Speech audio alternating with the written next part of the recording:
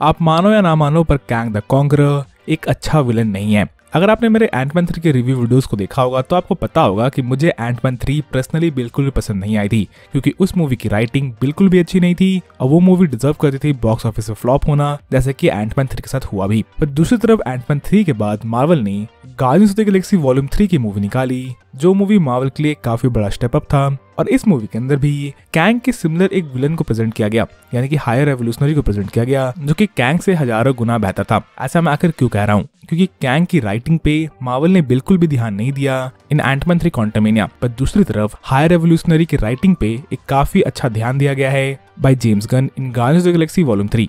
Guardians of the Galaxy volume 3 के अंदर higher evolutionary का जो रिलेशनशिप दिखाया गया है with Rocket Raccoon and his other test subjects, वो एक काफी अच्छा प्लॉट पॉइंट था जो कि जेम्स गन ने इंटीग्रेट किया inside Guardians of the Galaxy. जिस प्लॉट पॉइंट के थ्रू हायर एवोल्यूशनरी और भी ज्यादा रूथलेस बन जाता है। हमें मूवी की शुरुआत में दिखाया जाता है कि कैसे हायर एवोल्यूशनरी काफी सारे स्पीसीज को क्रिएट करता है और हमें ये पता चल जाता है कि हायर एवोल्यूशनरी काफी ज्यादा इंटेलिजेंट है। कैंग द कॉन्करर भी यूनिवर्स का सबसे इंटेलिजेंट बीइंग है, पर अभी तक स्क्रीन के ऊपर कैंग ने कोई भी ऐसा एक्शन नहीं किया था जिससे हमें ये लगे कि कैंग द कॉन्करर एक काफी इंटेलिजेंट कैरेक्टर है। हाँ, कैंग द कॉन्करर ने एंटमैन 3 क्वांटमेनिया के अंदर एक मल्टीवर्सल इंजन बनाया था जिसके थ्रू वो स्पेस और टाइम के बीच में ट्रैवल कर सकता है और मल्टीवर्सेस के बीच में भी ट्रैवल कर सकता है। पर अपने शिप को फिक्स करने के लिए कैंग द कॉन्करर को जेरन वैन डाइन की जरूरत पड़ी। चलिए वो तो ठीक था, पर कैंग द कॉन्करर जेरन वैन डाइन को अपने पास्ट के बारे में जानने से भी नहीं रोक पाया। इसके अलावा क्वांटमेनिया के अंदर कैंग द कॉन्करर एक एंट्स की आर्मी से हार जाता है, एंटमैन से भी नहीं, एक एंट्स की आर्मी से।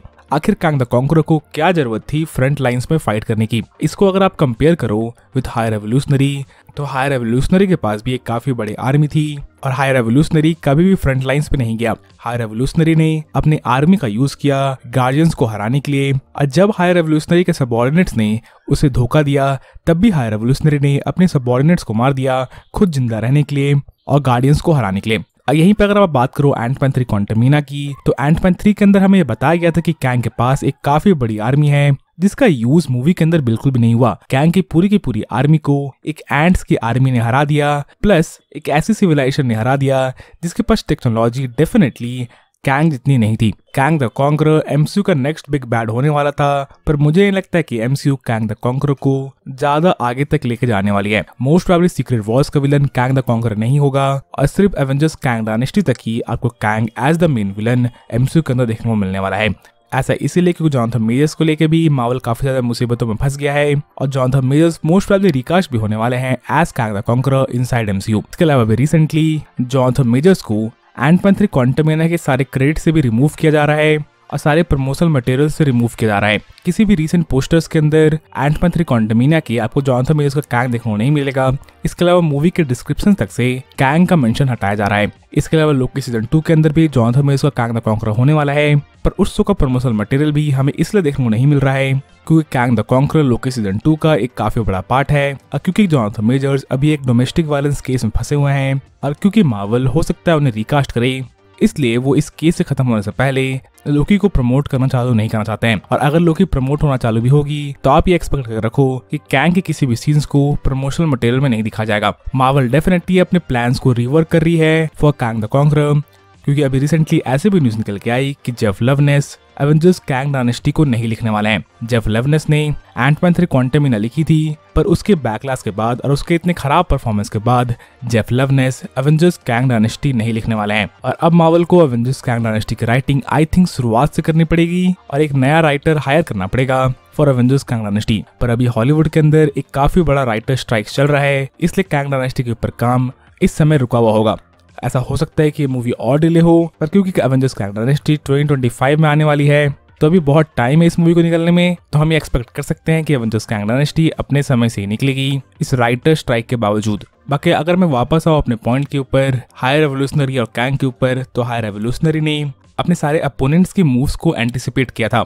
उसने ये एंटिसिपेट कर लिया था कि रॉकेट रकून पक्का भागेगा अपने केज से, पर कैंग की तरफ से कोई भी ऐसा कनिंग मूव हमें एंटमैन 3 क्वांटमेनिया के अंदर देखने को नहीं मिला था। एंटमैन 3 क्वांटमेनिया के अंदर कैंग की तरफ से हमें सिर्फ लाफेबल डिसीजंस देखने को मिले थे, जिसके कारण कैंग द कॉन्करर एक एंट्स की आर्मी से हार गया। इसके अलावा guardians of the Galaxy volume 3 के अंदर हाई रेवोल्यूशनरी को एक काफी अच्छा करेक्टर आर्क दिया गया था, जहां पे उसका रिलेशनशिप काफी अच्छे से डेवलप किया गया था विद रॉकेट रकून, जो कि एक फैन फेवरेट करेक्टर है। और हाई रेवोल्यूशनरी ने लगभग रॉकेट रकून को मरवा ही दिया था। अगर ऐसा कुछ एंटमैन 3 क्वांटमिना के अंदर भी होता, जहां पर जॉनथन मेजर कैंग मरता नहीं बल्कि वो जिंदा रहता और वो एंटमैन या एंटमैन के फैमिली में से किसी एक को मार डालता, तब आई थिंक एंटमैन 3 के अंदर कैंग का इम्पैक्ट एक काफी बड़ा इम्पैक्ट होता।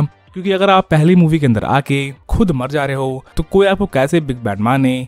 मैंने काफी पहले एक शॉर्ट बनाई थी जहां पे मैंने थैनोस और कैंग को कंपेयर किया था। Take a look. थैनोस का डेब्यू जब एमसीयू में हुआ था तो उसने 2 स्ट्रॉन्गेस्ट एवेंजर्स को हराया था, यानी कि थॉर और हल्क को। कैंग द कॉन्करर का डेब्यू जब एमसीयू में हुआ तो Kang the Conqueror weakest Avenger Ant Man से हार गया। सो क्या कैंग द कॉन्करर थैनोस से बेटर विलन हुआ या खराब, ये तो हमें आने वाला समय ही बताएगा। क्योंकि एंटमैन 3 के क्रेडिट सीन के अंदर हमें काउंसिल ऑफ कैंग्स दिखाए गए हैं, जो कि मे भी ज्यादा पावरफुल हो सकते हैं थैनोस से। पर तब भी आप ये सोच सकते हो कि तो आप मुझे बताओ कि थैनोस एक बड़ा विलन हुआ या कैंग द कॉन्करर, जहां पे थैनोस ने बेस्ट से बेस्ट एवेंजर्स को हराया था अपने इंट्रोडक्शन के अंदर, और कैंग द कॉन्करर पहले ही एवेंजर से हार गया, जिससे हमने कैंग को फाइट करते हुए देखा। भले ही मार्वल ये कह सकती है कि कैंग द कॉन्करर एवेंजर से पहले लड़ चुका है और उन्हें हरा चुका है, पर कहने और दिखाने में अंतर होता है। मूवीज के अंदर आप जितना शो करोगे उतना बेटर होगा और जितना आप बताओगे उतना खराब होगा। हाई रेवोल्यूशनरी के एक्शंस को हमें वॉल्यूम 3 के अंदर दिखाया गया, जहां पर वो अपने टेस्ट सब्जेक्ट्स को बनाने के बाद ब्रूटली मार भी रहा था और पूरे के पूरे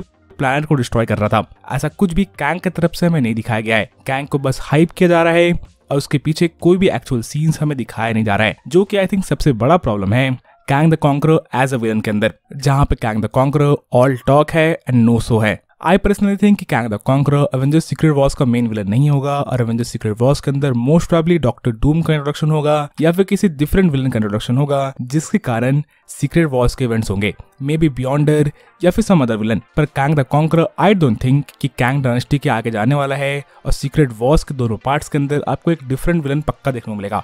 आई पर्सनली होप कि डॉक्टर डूम का इंट्रोडक्शन मार्वल जल्दी करे, मे बी फैंटास्टिक 4 की मूवी के अंदर जो विलन आगे जाके सीक्रेट वॉर्स का मेन बिग बैड बन सके। क्योंकि Kang the conqueror I think एक गलत मूव था मार्वल की तरफ से या फिर उसका एग्जीक्यूशन अच्छे से नहीं हो पाया। बाकी आप क्या सोचते हो, क्या कैंग द कॉन्करर को ही मल्टीवर्स सागा का मेन विलन रहना चाहिए या फिर मार्वल को अपने प्लान्स को स्विच करना चाहिए और किसी दूसरे विलन की तरफ मुड़ना चाहिए जैसे कि डॉक्टर डूम?